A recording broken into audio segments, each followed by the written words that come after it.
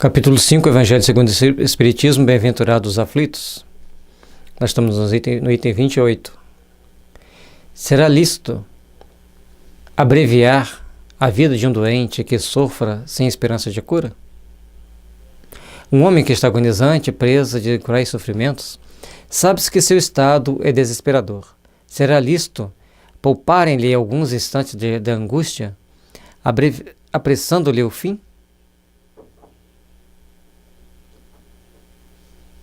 Essa pergunta no mundo moderno, muita gente estaria respondendo sim. Mas nós temos que parar para pensar em uma sequência de fatores que não está em nossas mãos. Então, vamos ver o que o Espírito diz. Quem vos daria o direito de prejulgar os desígnios de Deus?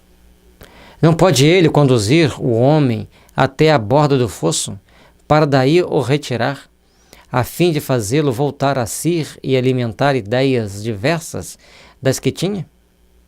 Ainda que haja chegado ao último extremo, um moribundo, ninguém pode afirmar com segurança que ele haja soado a hora derradeira. A ciência não se terá enganado nunca em suas previsões?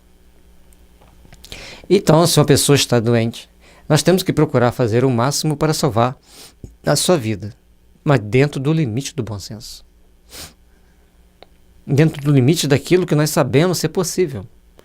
Nós não podemos sair tomando atitudes de desespero para resolver um problema que não tem solução. Então nós temos que saber que nós podemos e devemos ir até um ponto. Dali para frente, temos que buscar outros tipos de apoio, temos que buscar outros tipos de ajuda. Mas sempre procuremos refletir e pensar na grandeza de Deus, nas possibilidades de melhor fazermos pelo nosso semelhante.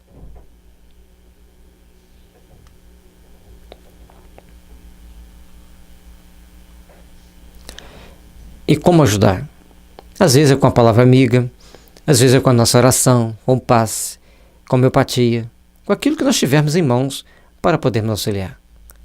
Mas sempre procurar ajudar a pessoa a viver mais. E, logicamente, com mais qualidade. Sei bem haver casos que se podem, com razão, considerar desesperadores, mas se não há nenhuma esperança fundada de um regresso definitivo à vida e à saúde, existe a possibilidade, atestada de inúmeros exemplos, de que o doente, no momento mesmo de exalar o último suspiro, reanimar-se e recobrar por alguns instantes as faculdades. Então, esse momento de recobrar as faculdades por algum instante, a pessoa já está indo, ela volta, recobra um pouco a sua faculdade, seu entendimento, começa a pensar, até às vezes por alguns minutos ou segundos conversa e depois ela vai. E o que ele vai dizer sobre isso? Pois bem, essa hora de graça que lhe é concedida pode ser de grande importância. Desconheceis as reflexões que seu espírito poderá fazer nas convulsões da agonia e quantos tormentos lhe pode poupar um relâmpago de arrependimento. Então, a pessoa está lá no leito de morte, tenhamos o máximo cuidado possível para não intercedermos negativamente no processo de recuperação espiritual daquele ser. O materialista que apenas vê o corpo e nenhuma conta tem a alma é inapto a compreender essas coisas. O espírita, porém, que já sabe o que se passa no além-túmulo, conhece o valor de um último pensamento. Minorai os derradeiros sofrimentos, quando puderdes, mas guardai-vos de abreviar a vida, ainda que de 1 minuto, porque esse minuto pode evitar muitas lágrimas no futuro. São Luís. Tudo que nós venhamos a tomar aqui na Terra como decisão tem que ser muito bem repensado, muito bem pautado nos padrões da espiritualidade superior e, como diz Kardec no livro dos Médiuns, peçamos inspirações aos bons espíritos, façamos inspiração e intuição aos espíritos superiores, para que nossas atitudes sejam tomadas com segurança. Quando a gente lê, principalmente no livro Obreiros da Vida Eterna, André Luiz vai nos relatando ali uma condição em que os espíritos vêm para amparar uma pessoa que está prestes a morrer. Aliás, são 5. Em cada um daqueles ali acontece um fenômeno, um fato, e até mesmo a ingerência humana. Então tem um caso em que a pessoa está tão debilitada nos momentos finais da vida, os espíritos fazem ele ter uma grande recuperação, ter a grande melhora, aí a família fica toda tranquila, relaxa, dorme, e aí eles vão lá e desencarnam a pessoa. Ao outro, ele está lá tranquilo, conversando com os filhos, vai passando com a maior serenidade, despede dos filhos, e a partir dali então, ele tem o estentor da morte, ele parte. A outra tinha uma filha adotiva grávida, então a espiritualidade teve que fazer o possível para ela prosseguir a vida até que a criança nascesse, ficasse ali com uns 2, 3 meses, para ela então partir com segurança, porque o impacto da morte naquele momento comprometeria a vinda daquela criança tão importante para a missão que ela tinha que cumprir aqui na Terra. No outro detalhe, no outro ponto, a pessoa já estava tão espiritualizada que ela mesma, sem a ajuda dos espíritos, sai do corpo, se desprende e vai. E tem o outro que ele estava ali muito doente, cheio de... já estava até cheirando mal porque estava muito infeccionado. Então ele começa a falar com os espíritos que estavam em torno dele e alguém vai lá e dá um anestésico para ele dormir, para não acordar mais. E dá um grande trabalho para os espíritos tirarem ele do corpo e tomarem as providências necessárias. Então, naquele livro, Obreiros da Vida Eterna, leva-nos a fazer muitas reflexões em torno da morte. E é por isso que nós temos que procurar entender a valorização da vida. Se você pode prorrogar a vida, prorrogue.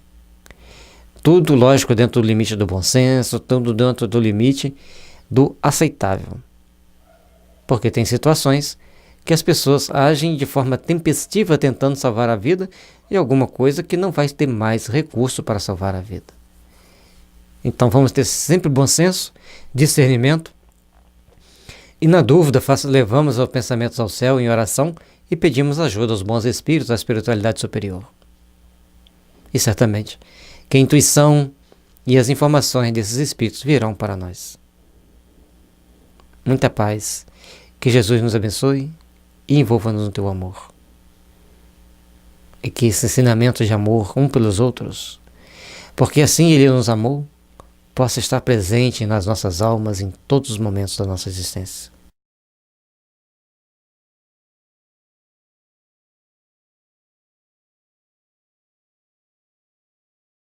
Capítulo 5 do Evangelho segundo o Espiritismo, Bem-aventurados aflitos, item 29.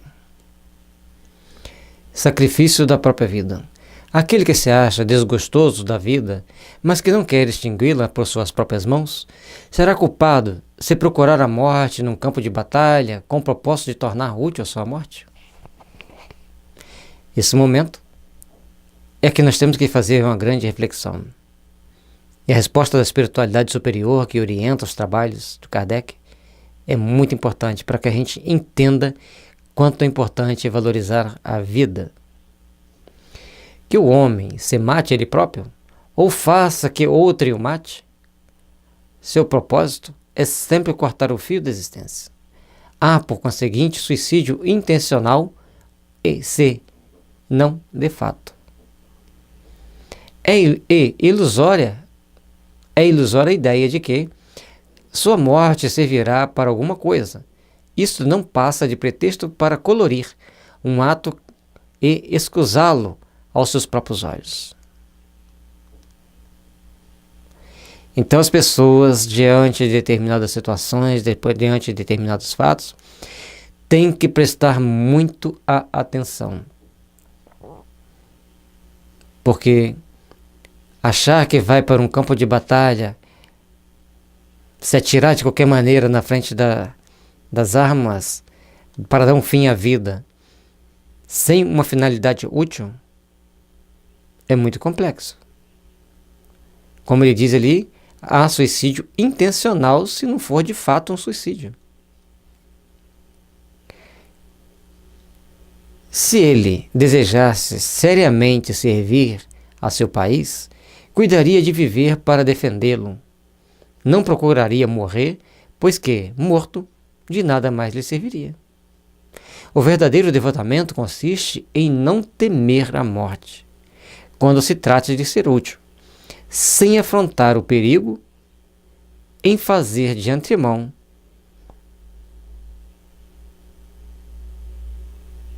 e sem pesar o sacrifício da vida, se for necessário, mas buscar a morte com premeditada intenção, expondo-se a um perigo, ainda que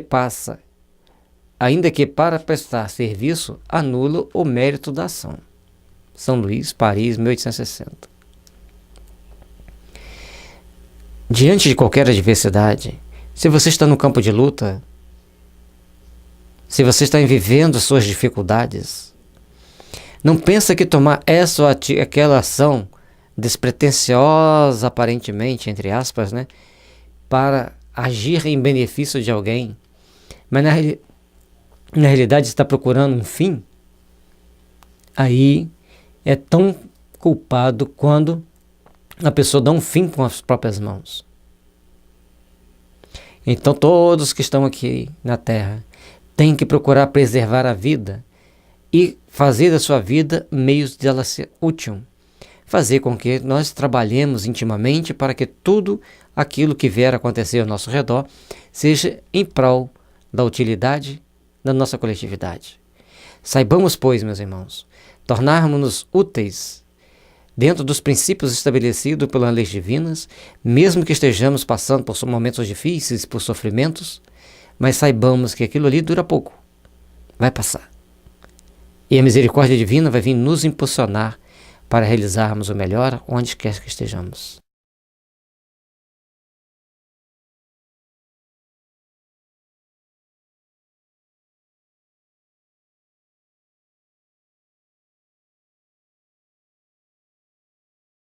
Bem-aventurados os aflitos, capítulo 5 do Evangelho segundo o Espiritismo, item 30.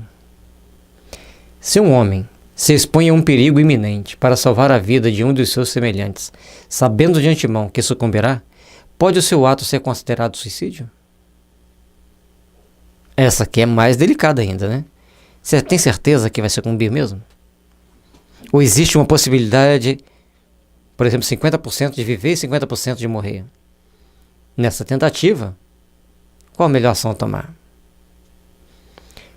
Desde que o ato não entre a intenção de buscar a morte, não há suicídio. E sim apenas devotamento e abnegação, embora também haja a certeza de que morrerá. Então, se a pessoa foi, por exemplo, a criança está afogando, a mãe se atira para pegar a criança, ela não reflete naquele momento, ela vai para o ato instintivo de salvar a criança e acabou morrendo afogado, não é suicídio.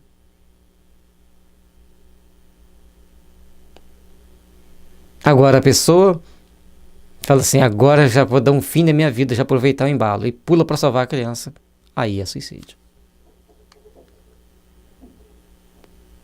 Então a intenção nesse momento é tudo. Mas quem pode ter essa certeza? Quem poderá dizer que a providência não reserva um inesperado meio de salvação para o momento mais crítico? Mas poderia ela salvar mesmo aquele que se achasse diante da boca de um canhão? Pode muitas das vezes dar-se que ela queira levar ao extremo limite da prova e da resignação, e neste caso, sua circunstância inopinada desvia o golpe fatal. Então, quando a gente está falando em buscar ajudar o nosso semelhante, buscar ajudar o nosso próximo, com a intenção realmente de salvar, como disse ali São Luís, até alguma ação, sem que você esteja no controle nosso, desvia o canhão para um lado ou para o outro e você não vai ser atingido, você vai conseguir salvar a pessoa. Portanto, quando você vai para salvar, com o intuito mesmo de salvar, superando os momentos mais críticos, talvez seja uma prova para você saber enfrentar o momento crítico. E é por isso que nós temos que saber entender como lidar com as situações adversas, como lidar com as situações delicadas.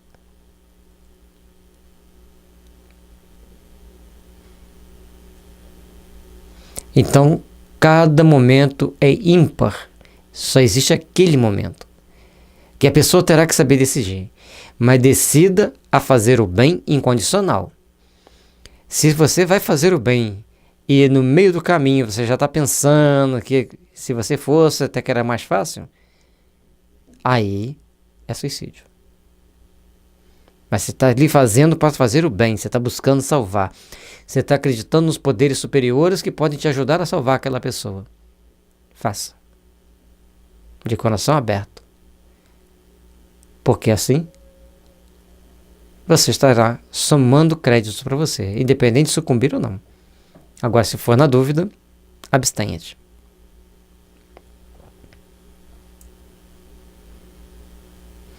A criatividade das pessoas, ali tem os estojos, tem as potinhos de planta, no chão, na parede, meios da gente reciclar.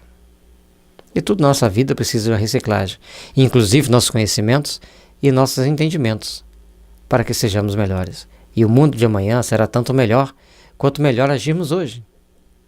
E para agirmos hoje melhor, nós temos que nos instruir. Nós temos que buscar aprender a nos aperfeiçoar, principalmente com relação aos conhecimentos espirituais, porque são exatamente esses que nos impulsionarão para um mundo de radioso de paz e de esperança.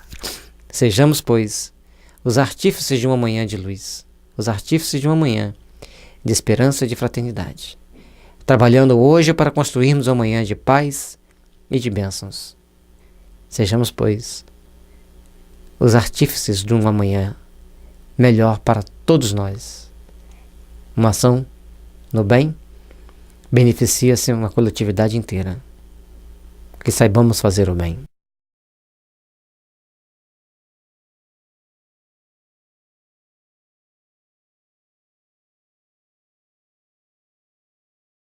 Evangelho segundo o Espiritismo, capítulo 5, Bem-aventurados aflitos.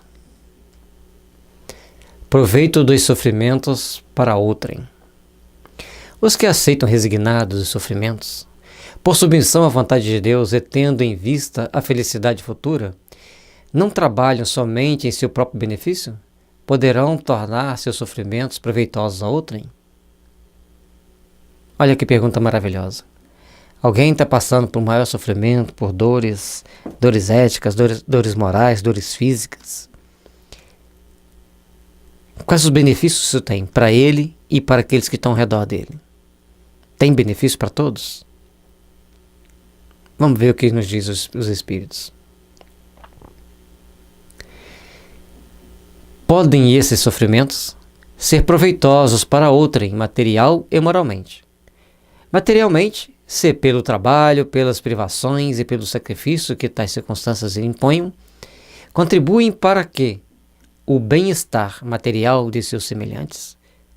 Moralmente, se pelo exemplo que ele oferece de sua submissão à vontade de Deus, esse exemplo do poder da fé espírita pode induzir os desgraçados à resignação e salvá-los do desespero e das suas consequências funestas futuras. Então a pessoa está lá passando por um momento de dificuldade, por um momento de dor, um momento de sofrimento, mas ela está resignada, com fé em Deus. Então, ela está servindo, e essa dor é física, ela vai estar servindo de exemplo para outras pessoas, sabendo que ela está vivenciando aquele momento de dor física, das misérias do mundo, mas está resignada com fé. Ela ajuda as pessoas. Se ela está passando por um momento de sofrimento moral, ela está resignada e com fé. Ela também está ajudando outras pessoas a adquirirem essa força íntima, essa resignação e esta fé. Faz necessário, então, que tenhamos as devidas condições de entender os mecanismos e procurarmos nos aperfeiçoar para estarmos sempre nos melhorando na busca da nossa perfeição, na busca do nosso aperfeiçoamento. Muitas bênçãos de Jesus para nossos corações, muitas bênçãos de luz para nossos espíritos, e que saibamos colocar em prática esses ensinamentos tão grandes, tão importantes para a nossa existência.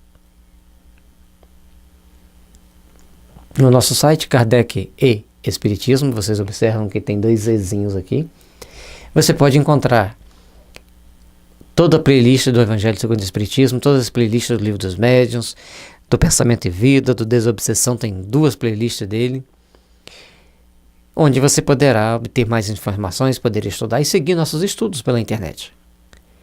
Então, a gente pede também que nos ajude, deixe o seu like, aquela mãozinha dizendo que gostou, e se inscreva no nosso canal, recomende aos seus amigos se inscrever para que possam se instruir, para que todos nós nos beneficiemos com a luz, e quanto mais pessoas inscritas tiverem, mais o Google o YouTube no caso, vai sugerir a outras pessoas assistirem.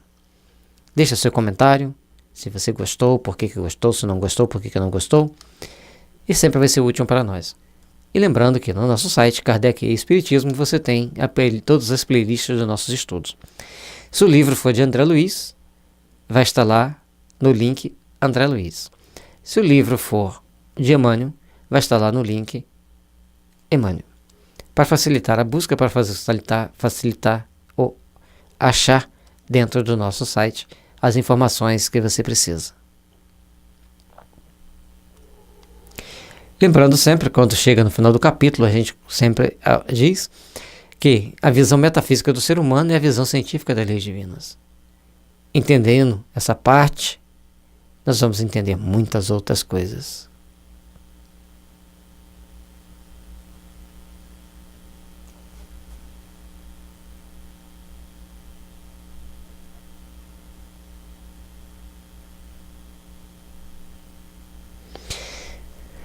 E agora a gente vai para o próximo capítulo, Cristo Consolador, que é o capítulo 6. Muito obrigado a vocês pela companhia de vocês até aqui. Que a luz do amor divino esteja vos envolvendo nossos lares, nos dando força para perseverarmos na edificação e no trabalho do bem.